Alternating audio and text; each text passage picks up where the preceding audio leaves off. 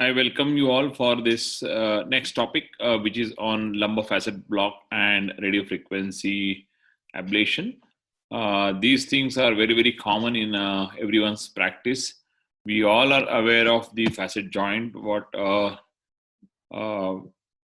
gives the strong back to everyone, the strong neck, and the facet joints are paired diarthrodial articulations between the posterior elements of adjacent vertebrae, also known as the zygoapophyseal joints. They are formed by the articulation of inferior articular process of the superior vertebra with the um, in a superior articular process of the inferior vertebra, and they are typical synovial joints, and there is a synovial membrane, a tough fibrous capsule, as well as the areolar tissue. Whenever we talk about the facet joints, the pain originating from the facet joint, normally when there is a disc which is prolapsed, there is a reduction in disc height, there is a lot of frictional wear occurring at the facetal junction, and that contributes to the hypertrophy, what we call as a facetal arthropathy, which is because of the friction occurring and the buckling of ligamentum, friction of facet, all these things contributing to the pain in the lower back. And we always talk about the facetal wear and facetal pain control. Today's topic, we will be going through the basic understanding about the facet and the diagnostic as well as the therapeutic blocks.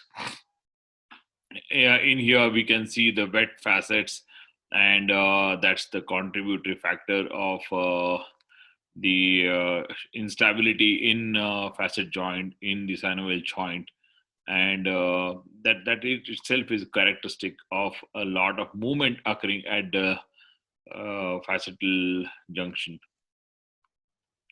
Main reasons facetal joints are covered by the cartilage, surrounded by the ligaments, and lubricated by the synovial fluid. Just like joints, they also become arthritic and painful.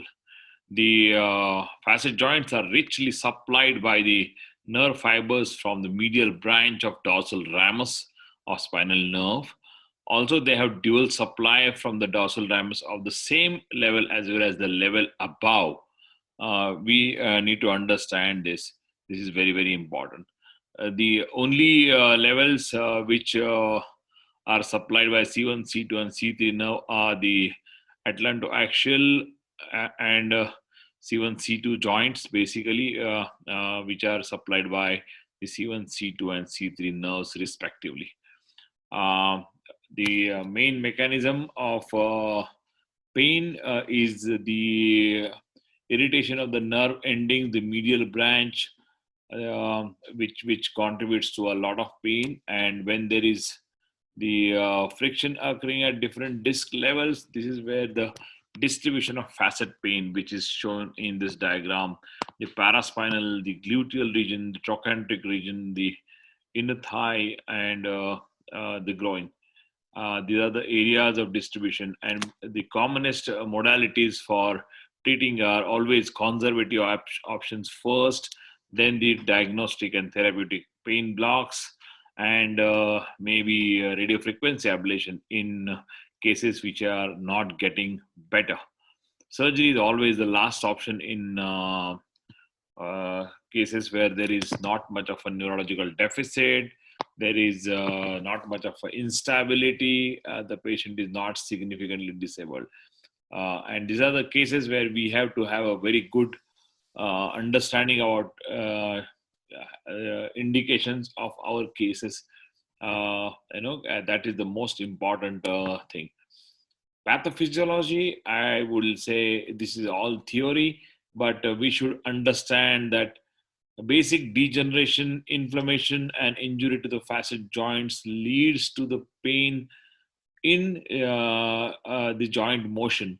This pain leads to restriction of movement, and the facetal joint innervations also can result in muscle spasm leading to the back pain. Joint inflammation may cause localized hyperemia, and all these things we have seen in our practice. Mainly diagnostic indications such as back pain, multi-level involvement, also patients who are not getting better with medications, post-laminectomy syndromes, a patient with persistent back pain after a fusion, also the patients with adjacent segment disease leading to back pain. And these are the diagnostic as well as the therapeutic indications for considering the facetal block. Contraindications: infection is the most important, coagulopathy, and the local skin infection as well. Inflammation or infection is one of the important things. Yeah, hello. We are talking about a 55-year-old lady who complains of significant back pain and left-sided leg pain. Her back pain is not settling with a lot of conservative measures, and local orthopods have tried the traction and anti-inflammatory for 2-3 months. She's got significant sitting pain. If you see that this is the lumbar spine X-ray, and we can see some amount of jogger movement, and in the dynamic X-ray we can see the reduction in the foraminal region. That means there is some movement occurring at 4 and 5. When I'm seeing the MRI scan, the MRI scan is showing the disc at L4 and L5, which is probably the contributory factor for this. And definitely this is not a surgical case for us. And a conservative approach has been already done. If you see the axials here, and there is a wet facet sign, also the foraminal disc we can see. This is not a surgical case to us, and what we can do is a facetal block and of transforaminal lumbar block we can do, left-sided foraminal as well as bilateral L. Yeah, this is the basic lumbar spine C-arm image, and we are doing a L4-5 facet block. We need to identify the L4 and L5 pedicle, and we need to identify the transverse process. Once we realize the area of pedicle, we need to go slightly superior on the lower one where there is a facet joint, and this is the area which we need to mark, and this is what we are marking in this. Yeah, should please just should.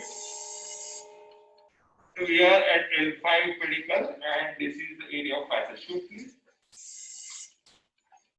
We need to just mark it, and then we can proceed for doing the facet block. We need to tap the lower third of the facet joint where there is a branch of medial nerve. Yeah, as rightly said. For L5 pedicle, and this is the marking for 4 pedicle, which we checked it in the C-arm, and this is the area which we need to consider for the L4-5 facet joint.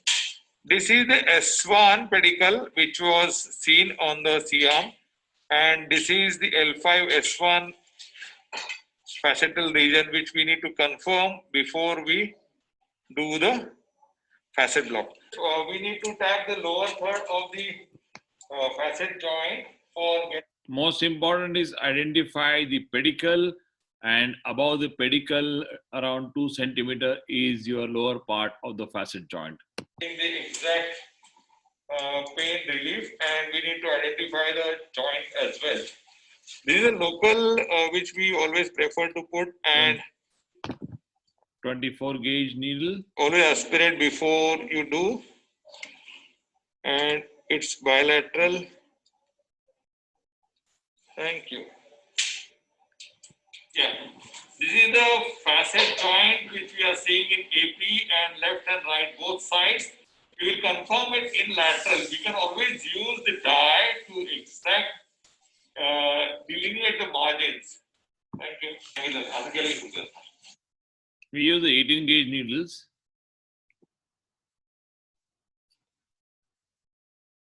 For L5. Please. Yeah. And now we will be using the die here, the iohexol. And we are happy so far. Shoot, please. Thank you. AP, please. Yeah, we have confirmed it in AP that these are the two facets, right and left, and the die is looking exactly where we wanted at the lower third of the facet joint of 4-5. And we'll be putting the medicines now. Yeah, this is the Iohexol 300 at the die which we use. We prefer to use the triamcinolone as steroid, and we use 20 mg for one level. And this is the lignocaine. This is 2% what we always prefer mentioned, and we always keep it ready before we inject the medicine. And always we prefer to keep the patient under local sedation with anesthetic backup.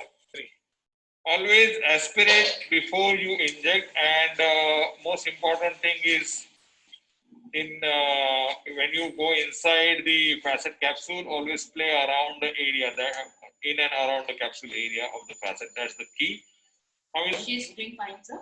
Dr. Sadre is an anesthetic consultant, and we always prefer to do it under sedation, under anesthesia guidance. Thank you. And this is the important diagram where we need to understand the medial branch nerve transmits pain from the facet joint, and each facet is connected to medial branch nerves, and this is also called as medial nerve branch block, MBB. We need to understand the SAP and TP junction where we normally prefer to inject.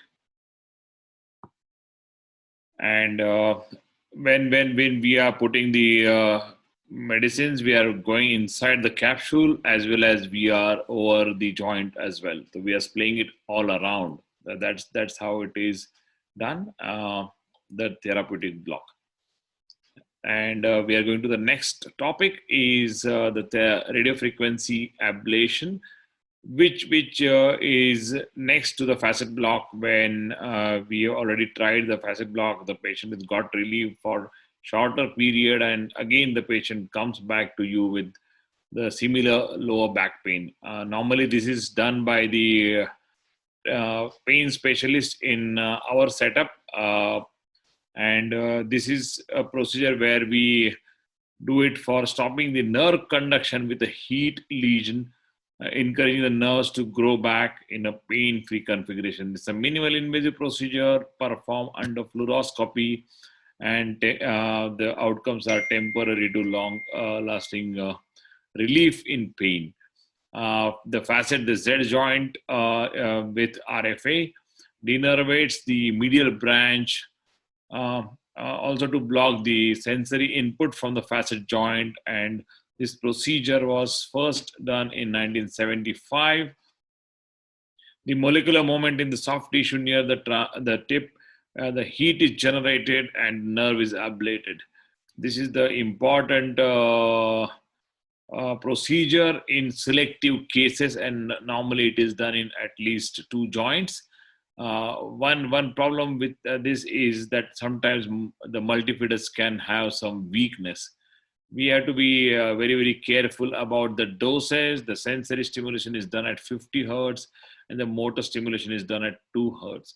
Once the target nerve is confirmed, always prefer to use a local anesthetic, split around this facet joint, and then the heat lesion is created on the nerve for around 80 to 90 seconds. This process may be repeated for additional nerves. And most important is exact accurate placement. In AP, you should always confirm the angulation so that we are hitting the exact transverse plane of the vertebra. In lateral, the needle tip of the electrode is placed across the middle 2 quarters of the neck of superior articular process, and this is how it is seen here in the C-arm, and then the current is passed. We have done few cases, and so far we are lucky with short to medium term pain relief. with this mainly we have done it in lumbar spine, and these are the different studies. They have tried it in thoracic as well as the cervical spine, and they are the different systematic reviews. Only three, they are sham control RCTs, 5 out of 6 studies, statistically significant reduction in pain in RFA group. The Dutch RCT, which shows RFA is no better than exercise alone. All these things are going to be there, and this is the literature which is always will talk on both the sides. And sometimes we have had complications like dysesthesias and hyposthesia on lower back, also some issues with the multifidus as I spoke. In conclusion, the pain originates from the facet joint, and it's a recognized problem of the facetal wear or instability. There is the procedure of choice is always the conservative approach, then the pain blocks. Facet blocks are normally done for identifying the exact diagnosis. In selective cases, we do for therapeutic purposes, and radiofrequency is an additional adjunct in patients who are not suitable for surgery, who are not getting better with medications and facetal block, and it's always kept as a last option in most of the cases. Thank you very much for patient hearing. Thank you.